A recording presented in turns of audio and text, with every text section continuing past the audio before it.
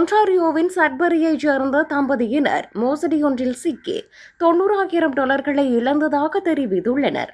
அந்த பணம் அவர்களின் தனிப்பட்ட மற்றும் வணிக வங்கி கணக்குகளிலிருந்து எடுக்கப்பட்டுள்ளது. வங்கியிலிருந்து வருவது போல் பல தொலைபேசி அழைப்புகள் வந்த பிறகு இந்த மோசடி தொடங்கியதாக தம்பதியினர் கூறியுள்ளனர்.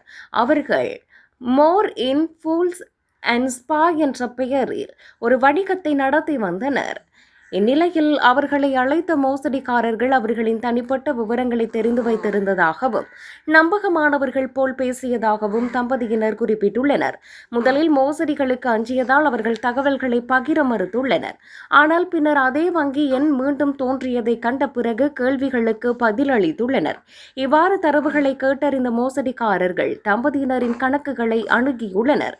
இந்த நிலையில் அழைப்பாளர் அடையாளத்தை போலியாக காட்டுவதன் மூலம் மோசடிக்காரர்கள் தொலைபேசி எண்களை போலியாக உருவாக்க முடியும் என கனேடிய மோசடி தடுப்பு மையத்தின் வல்லுநர்கள் கூறியுள்ளனர். இவ்வாறு இருக்க பணம் திருடப்பட்ட பின்னர் தங்களுக்கு வங்கி தரப்பிலிருந்து போதுமான உதவிகள் கிடைக்கவில்லை என தம்பதியினர் கூறியுள்ளனர். வங்கி எந்த விதத்திலும் நிதி உதவியையும் வீட்டு கடன் நிவாரணத்தையும் கூடுதல் கடனையும் வழங்கவில்லை என அவர்கள் தெரிவித்துள்ளனர். அத்துடன் அன்றாட வாழ்க்கையை நிர்வகிக்க இப்போது உறவினர்கள் மற்றும் நண்பர்களின் உதவியை சார்ந்திருப்பதாக அவர்கள் கவலை வெளியிட்டுள்ளனர். எனினும் வாடிக்கையாளர்கள் தனிப்பட்ட விவரங்கள் குறித்து அவதானமாக செயற்பட வேண்டும் என ஸ்கோட்டியா பேங்க் எச்சரித்துள்ளது.